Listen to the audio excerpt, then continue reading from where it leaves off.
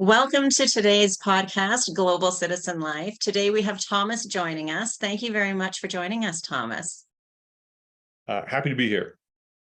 So can you tell our listeners a little bit about yourself and your journey into entrepreneurship? Okay. I started out my life in entrepreneurship early. I had my first business I ever had. I was 14 years old selling firewood to my neighbors. I lived out in the middle of nowhere, but I've always been very entrepreneurial. I went to engineering school, and after I got out, I went into Silicon Valley and worked in startups there, and actually was fortunate enough to take two different companies public.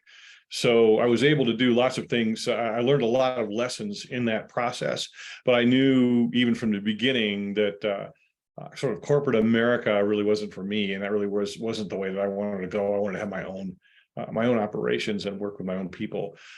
In the process of working through the technology side of my company, I was lucky enough to be able to travel. I'm pretty sure to 43 different countries and see a lot of the world and do a lot of business and make a lot of contacts around the world. And I was lucky to go back, and I'm in the process now really leveraging those contacts that I made those days in order to operate businesses internationally today. Excellent. Well, it's very important, when we're learning things and not burning bridges, even though we're not staying in one company or one position, that we never know when things can kind of come full circle for us. Absolutely. The relationships that I built during that time they're not only precious to me because I really love those people, but they're really important to be able to go learn to operate outside the United States. It's one thing to travel, get on a plane and go to China or go to Italy and go see the place as a tourist. It's completely different to be tied into interpersonal relationships in those countries, because the experience is so much richer, because you've got people who can help you and open doors for you. And I found that to be invaluable, both from a personal standpoint and from a business standpoint. Absolutely. It really is. And just viewing a place and knowing if you're going to get into business, kind of knowing how things work there, and the lives that you can be affecting, the people that you're going to be employing, is also a great thing. So let's talk about a little bit about international business. How do you find some of the advantages or maybe disadvantages with being in the US and operating internationally when things go wrong, or there's crisis to deal with? Sometimes we have a hard time when it's even locally. So what is that kind of like internationally? Yeah, that's a really good question, and it's involved some hard lessons for me over the years. One is there's significant cultural component to everything, and everything that you're hearing back from this foreign country is filtered through that culture and through that context. It's very important to be listening. It's very important to understand, for example, right now I'm working in India, and not only do I have gray hair and I'm older, but I am also the owner of the company. So it's really not culturally okay for them to tell me something's wrong. And that's exactly what I want to hear. So it's really challenging to make sure to put the right words together.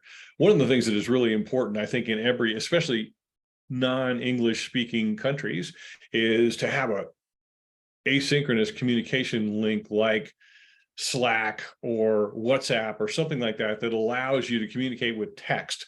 Because while you do lose subtlety with those, you gain accuracy. And it's also, most of the time, in my case, it seems like most of my time I've been spending in Asia. The time difference is so large that it's really hard to get a lot of time at the same time. So those phone calls that you think would be the most important are actually end up being key to the process, but a lot of the routine needs to come through those text-based asynchronous communication tools, because that allows you to really understand, I said this on this date, and the number was 28. and I didn't misunderstand you and mishear you. Those sort of things, very specific and very helpful in that way. Having said all that, there's no substitute to have spent time on the ground with the person face to face in the office, maybe over dinner, maybe at the bar, to build that relationship, put that relationship capital in the bank. So when there is something that goes wrong, you can draw on that. And there's trust, and there's these people are sure that you're on their side. But it's kind of, there's two sides of it. One is you have to have that emotional attachment, you have to have that relationship, but also you have to have that clear communication. So I really generally prefer to say, tell me what's wrong, send me an email saying this is wrong and this happened and Joe said this to John, and I have all the facts. Then when I've digested that, I can get on WhatsApp and I can go get on the phone and say, all right, now what are we going to do? But I can't understate the value of having gone there and sat across the table and sat down and broken bread and gotten to know this person, to know that they know that I am not a faceless person in another country who is just unreasonable.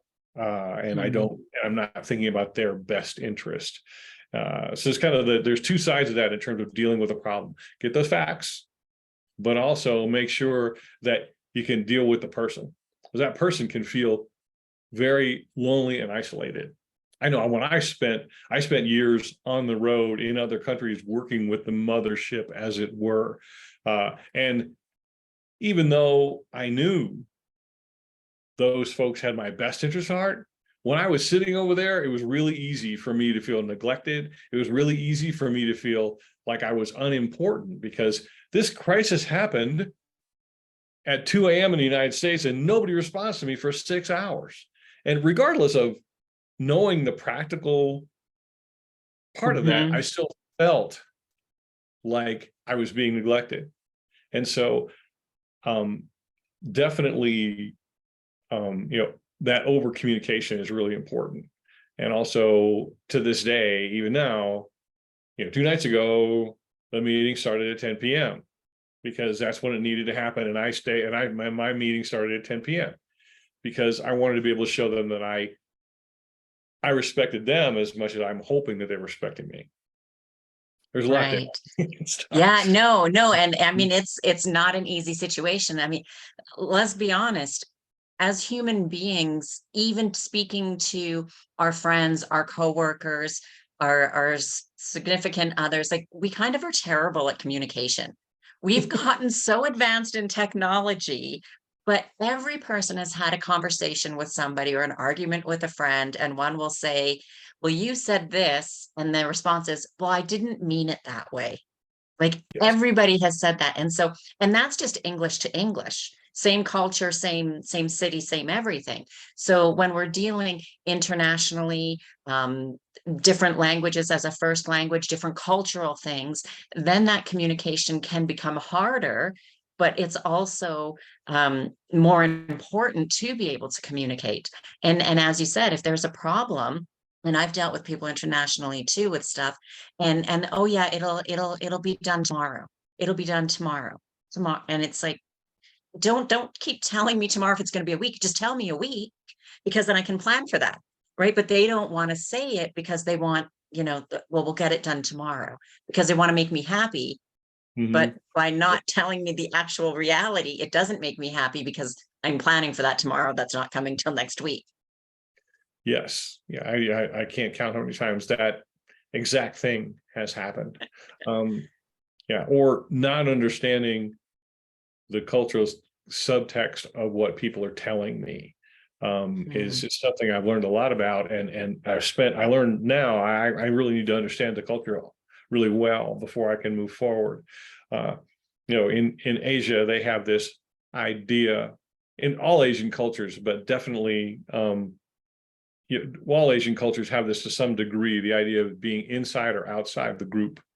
If I'm inside the group, I am loyal. I am to a fault. I will do anything for you. If I'm outside the group, it really doesn't matter that much. and when I'm talking to somebody, I need to understand whether I'm inside or outside their group. And if I'm outside and I don't get treated the way I want, I shouldn't be surprised or angry or upset about that, because I'm just, I'm outside. Or if I need to understand my place in many society in the pecking order. Where do I live on the pecking order? And I have to live with that, whether I like it or not. Our idea as the United States of everybody being equal and equal opportunity and everybody being the same. Sorry, that's not really how things go really anywhere else.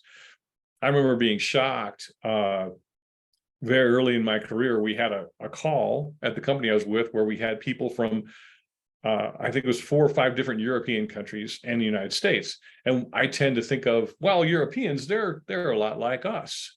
Well, no, well, not at all.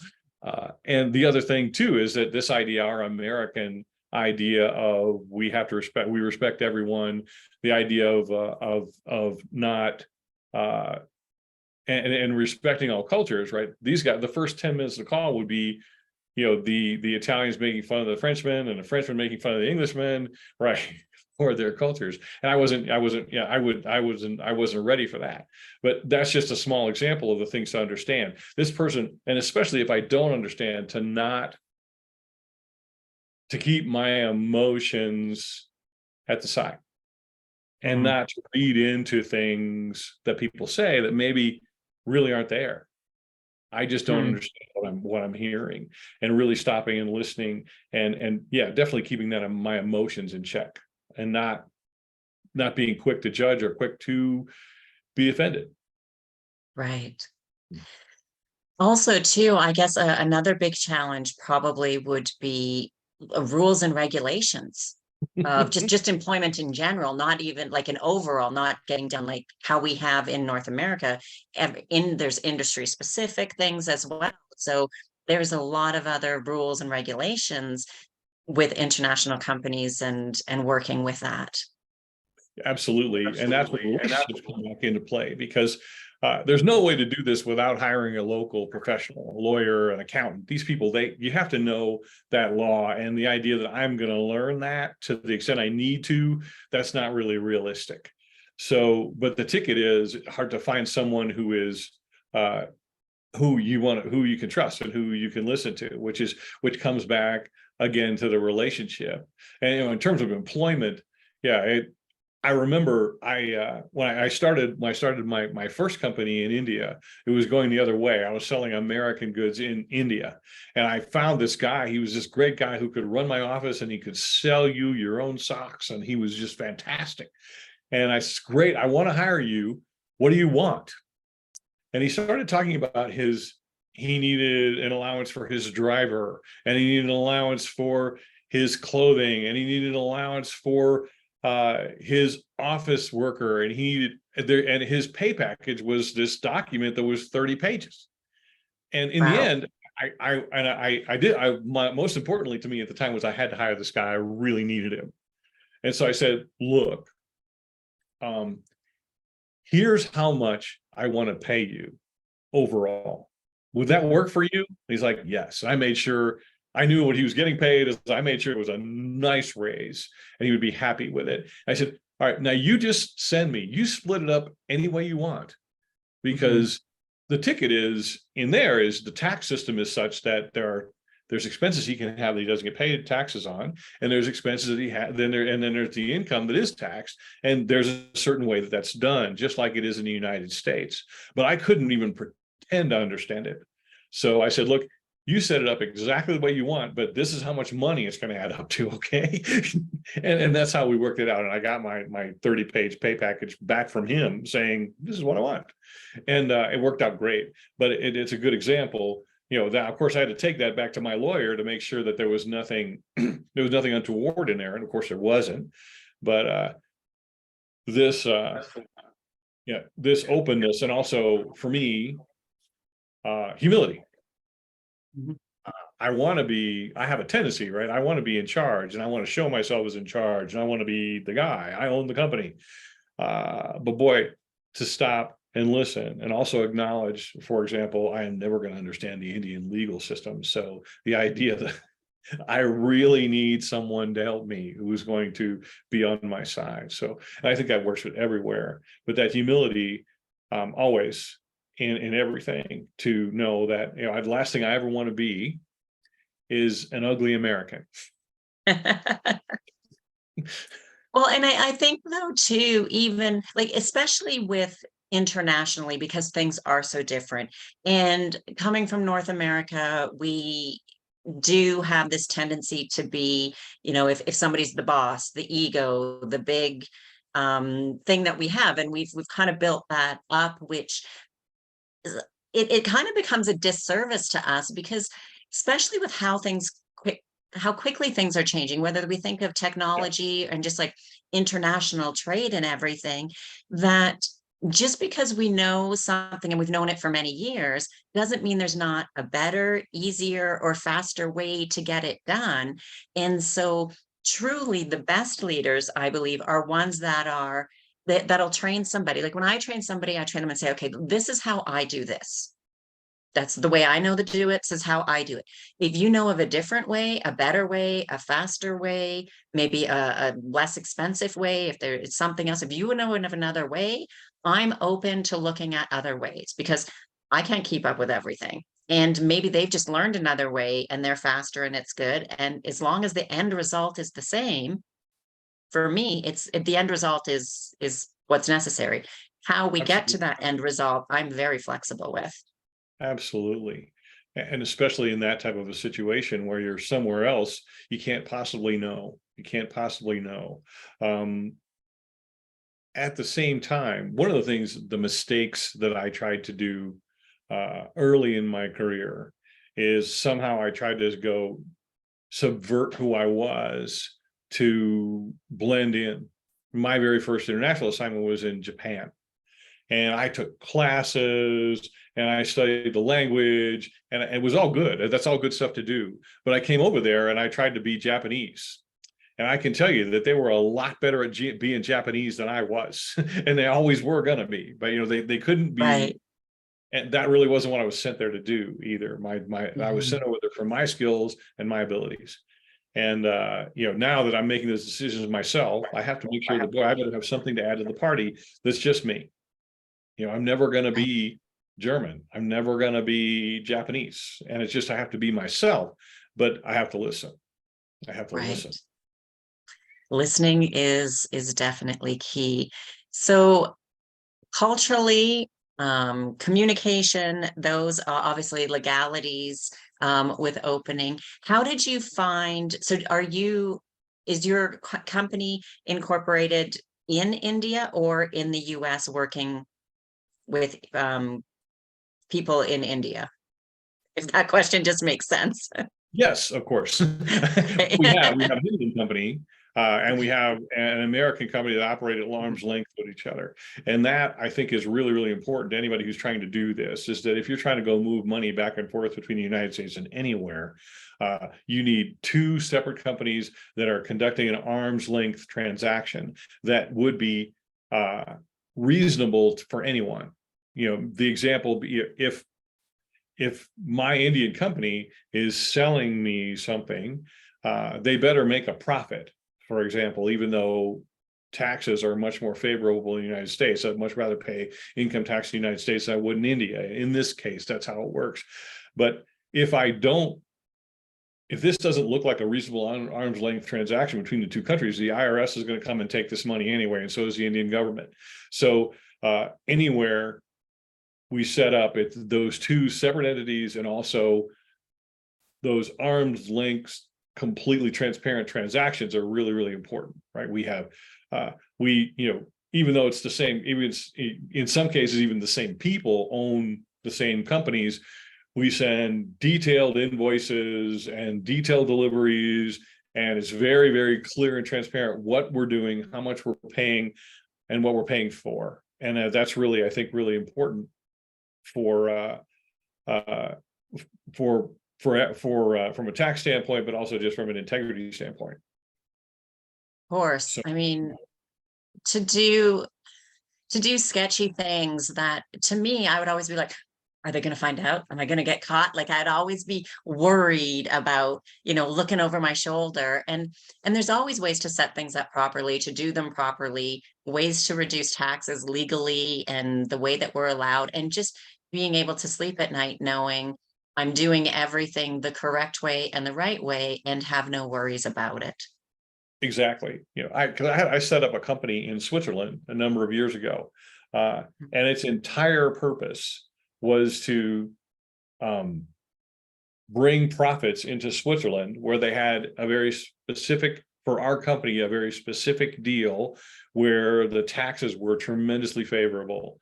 Mhm. And we had to do it in a certain way. And was that a tax dodge? I guess it was, but it was completely legal and completely ethical because we did it exactly according to the rules. And that's really, this Mhm. comes back to the same thing of getting the right advice, the right local advice, when you do any business anywhere. Um, yeah, I know, and a lot of my friends, expat friends who are working in Europe, for example, the Mhm. first thing they do is get a great expat lawyer. Right. That's the thing. In order to get that, it's much easier to do it right the first time than to get in trouble and try to go extricate yourself. That's really, Exactly.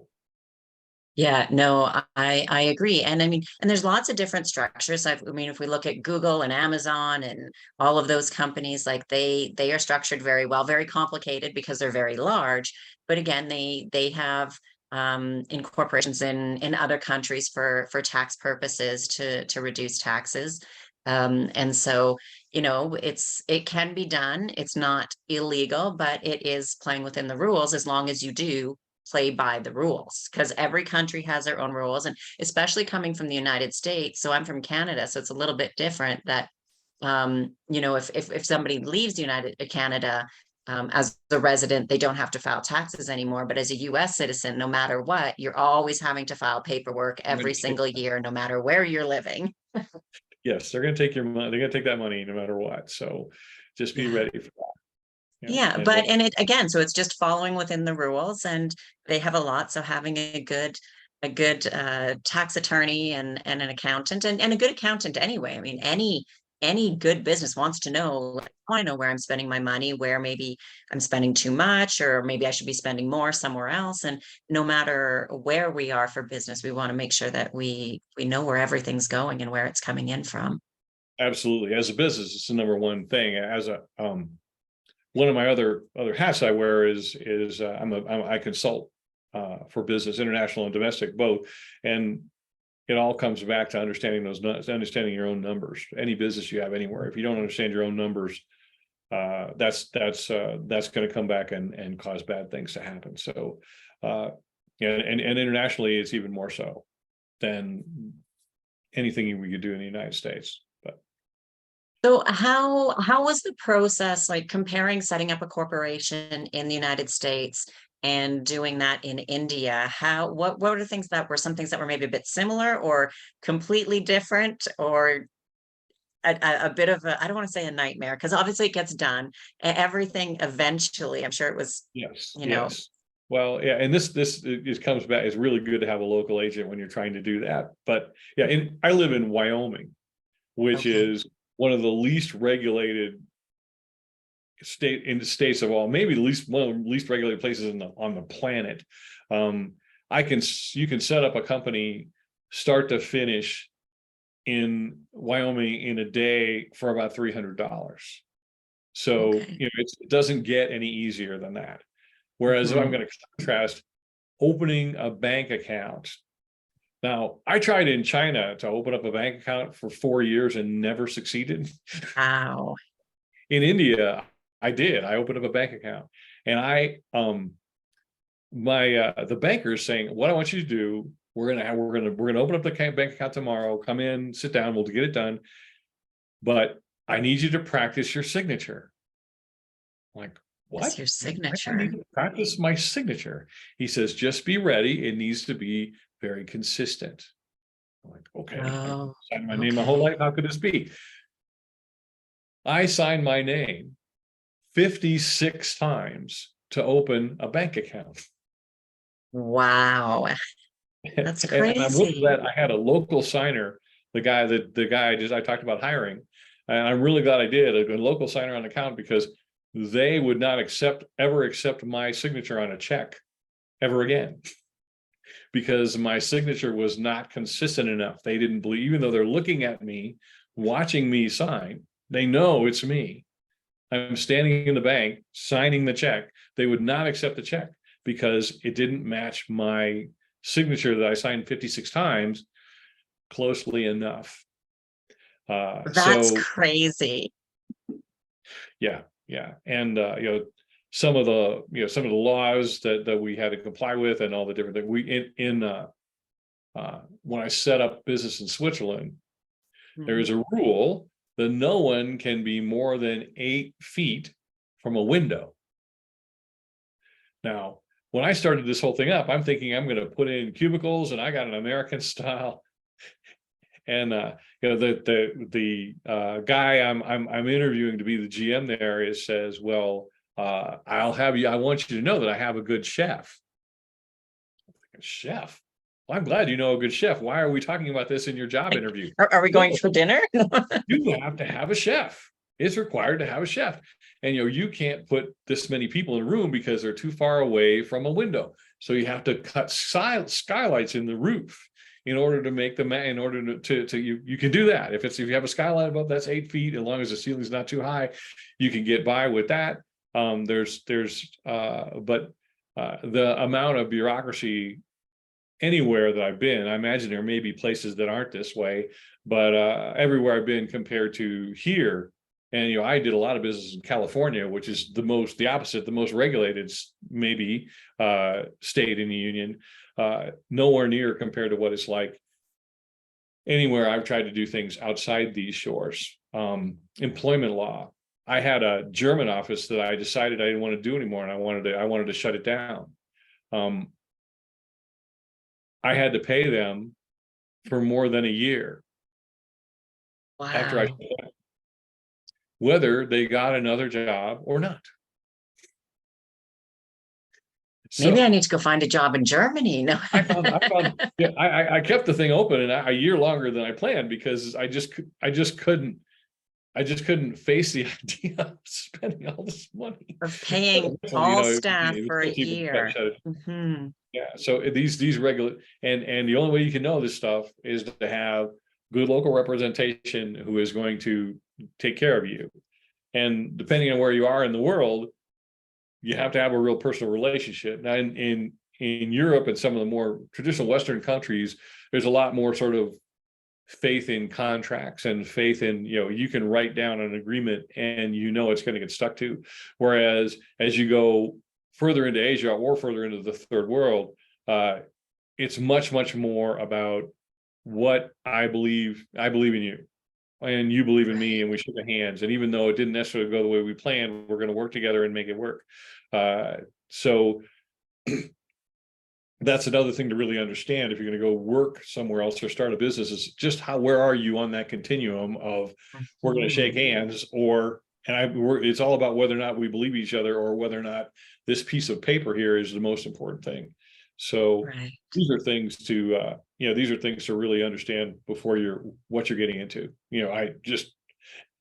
That's my biggest, if anybody's listening and wondering about the most important thing, is go make sure that you have people on the ground who understand you and trust you and you trust to be able to go work together, because you can't know when you're going into that foreign culture, whatever culture it is, you just can't know. You're just going to have to go trust people to help you. Yeah. Yeah, that's definitely one of the most important things. And as you said, it's building up that rapport, because you don't know. And connections, very important. People who know somebody that you can trust, and then build up that rapport, because it would be very hard to just show up in another country and not know anybody. And maybe you have, like, I move around a lot, and I'm in different places, and I have some different business ideas that I think would go well in various countries. But then it's okay, who do I know here? Who can I trust? Who can I talk to just about just basic labor laws, contracts, what needs to be done, and the right lawyer, because not all lawyers will have a foreigner's best interest.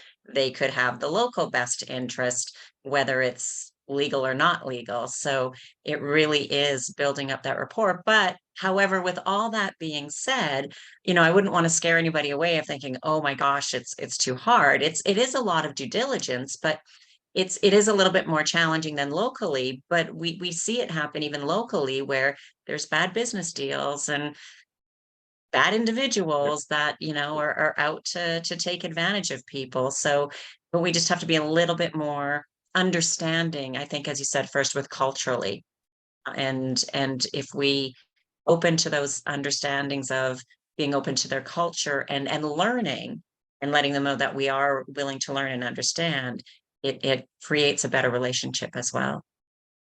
Yeah, it really does. I agree. If you want to do it, you can do it. There is nothing out there that's impossible. And I spend, my a lot of my domestic consulting work is trying to unravel those kind of bad deals that you're talking about. So it's going to happen anywhere. You just need to be ready for that.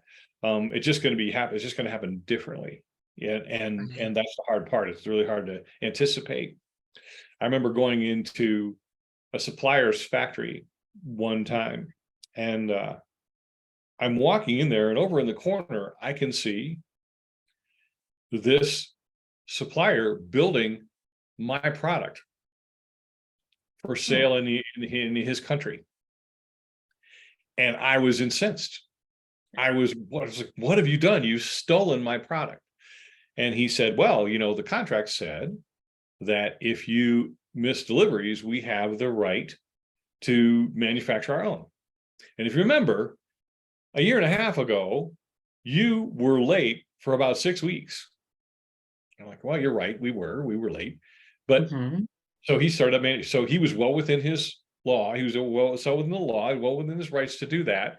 But I would never do that. I would never, that to me seemed a horrible breach of ethics. But to Right. him, no, because this is the Asian thing, right? I was outside his group. And so if he took advantage of me, that was okay. And he didn't even understand why I was upset.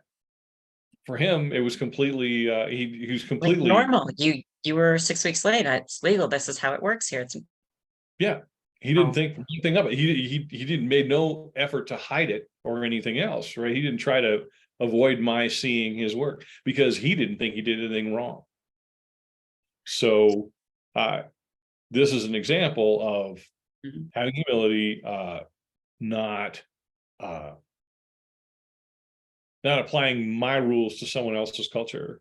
Uh, in the end, we found a different way to do work because I still didn't want him. I still didn't want him competing with me. But in the end, I had to go back and say, yeah, whose fault was that really? Well, it was mine, Mhm. because I was six And weeks that late. that's a tough one, and we do have to do that. I mean and that's in a major situation. But even if we think of smaller things as well, it really all comes back to us. We're working either in our country or internationally. When things fall apart or go wrong, all I did we always initially want to blame somebody else. Somebody didn't do their job, somebody didn't do this, and we point fingers. But ultimately, a lot of things come back to us. Did we miss something? Did we not train somebody properly? Did we not read the contract? Did we not understand? And we need to take responsibility. I think it was Gary Vaynerchuk. I don't know if you know or follow him, but he says within his company, he says, when if anything goes bad, it's my fault. And he's got, I think, a couple hundred employees, and he always says everything comes back to me because it's up to me to make sure everything runs smoothly and gets done the way that it does. If he says if Jane doesn't do something or does it wrong, it's my fault because I didn't either train somebody to make sure that it gets done properly. Yeah, I mean that's just a real, yeah, and that's just a real fundamental tenet of how I live my life. Is everything that anything that goes wrong, I know that there's a piece of it that's my fault. Mhm. And what is it that I can learn? What is it that I can change about myself to go make sure that doesn't Mhm. happen? Even if the other person was completely unscrupulous or did something really not smart, it still comes back to what's my piece of it.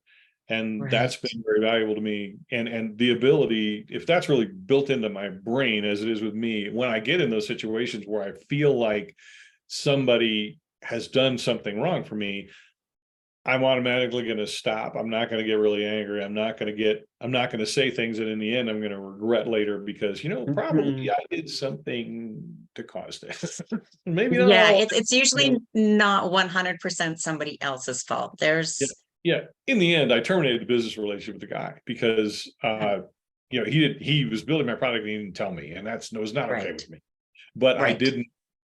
I did that in an orderly and professional way that, those two companies, I'm not involved with either of them, but those two companies still work together to this day. So they found a way around it. But Mm. I didn't. A I mean, tough, I guess it's a I didn't tough find a way. learning, I what found a I way. call, Yeah. yeah, it's what I call a tough learning experience. I, Yeah. I, I, I generally try not to think of things as failures or blame or something like that. Like I always think, okay, that didn't work. What happened? What went wrong? And what parts did whoever was involved with play? Because in most situations it's not just one person. There's a number of people, a number of moving parts. And what parts did they all play? But then also what was my role in that? And now that I know that this has happened, what things am I going to do in the future to make sure that this type of thing doesn't happen again? Exactly. Exactly. And that's just tremendously important, I think, in any kind of business, but definitely the Mhm. business we're talking about, because we're going to see, at least I've been surprised by things I would have never thought in a million years would happen. And there they did. So uh Right. I had to be ready for those things, and what is it I'm going to be able to do about it? And Mhm. how is that going to affect the relationships that I have with the people involved? Because especially I think even more so than in the United States, those relationships are what's going to make or break your business. It's Mhm. very few things in the world that are really transactional and truly transactional. Really don't it really and business doesn't matter, especially in small businesses, which we're really talking about here. Is for the most part, we're not talking about somebody who wants to who has a $5 billion company and wants to open up in Asia. Right. Somebody who wants to Mhm. go to Italy and start a small business. Those are all about Mhm. relationships, and that's the most important thing. And definitely. Yeah, and even if sometimes things don't work with that specific person or company, they continue on with other relationships, Oh yeah, right? Like, absolutely. When Someone's at the front door. sorry about that. that's My okay. first incursion into India, as it were, Mhm. to that exact conclusion. You know, it, we dissolved the relationship, and we went our separate ways because uh, I had just picked the wrong people. But Mhm. we went back. I restarted with a different set of people, and where it was successful. Um, and that sometimes that's sort of a worst case scenario. We have to start over completely. Um, but again, it's come back and in that case, I had the wrong commercial relationships. I had the wrong Mhm. business setup. I thought I could work at arm's length and go through sales representatives and not commit, even though I had gotten advice from smart people saying, no one's ever going to work with you if you're not permanent. They're going to ask, what's going to happen 5 years from now? When something goes wrong with my product, where's this guy going to be? He's not even here at all. What I had to do in that situation, I went from being commercial sales reps into founding a company and hiring my own employees and my own service people and my own drivers and my own everything. And when I did that, people believed that I was real, and Mhm. the business was I'm still involved, although only well, shall we say, peripherally. But that business for that product is the number one, has the largest market share in the country. And now there's many people there and offices all over the place. But it But I started off you had to start with those relationships so they knew that you would be around. exactly, and like you're saying, and this has happened to me so many times when I first said, you don't succeed, just try again. Yeah. Right. I had to go back and say, especially the people who were investing in me, saying, I was wrong. I was wrong. I was fundamentally, I had the wrong approach, and now I'm going to go back and make the right approach, which wasn't easy. But there that just because it didn't work the first time, just because you had the wrong idea. And definitely going into another country, it's really, really important to not have any, make sure that the ideas that you're married to are really worth being married to. I mean, Right. I had an Hmm. approach to business. I wanted to go sell this in India. That was what I was married to. That was what I really wanted to do. My Hmm. approach, I had the wrong approach. Okay. And I need to be able to change. I have an idea, but that doesn't, when I get on the ground, that may not necessarily work. So having that in mind of what my real mission is and what my real objectives are is really important. And then the rest of it, let's just keep it loose because we don't know what's Right. going to be there and what's not. Yeah, Absolutely. I think guidelines. It's good to have guidelines. Like, it's everybody says, oh, make a plan, have a plan. But to me, a plan almost seems like we're too focused, it's too concrete. Like this is part of the plan. That yeah, wasn't part of the plan. But we have to have key points, but everything else is a guide exactly.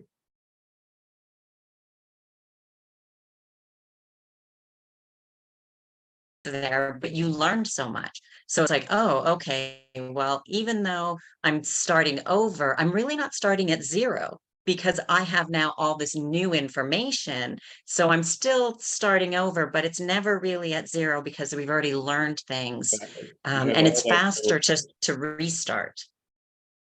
Exactly. Exactly. And, even relationships. I know, it took me, I tried the wrong way for almost 2 years.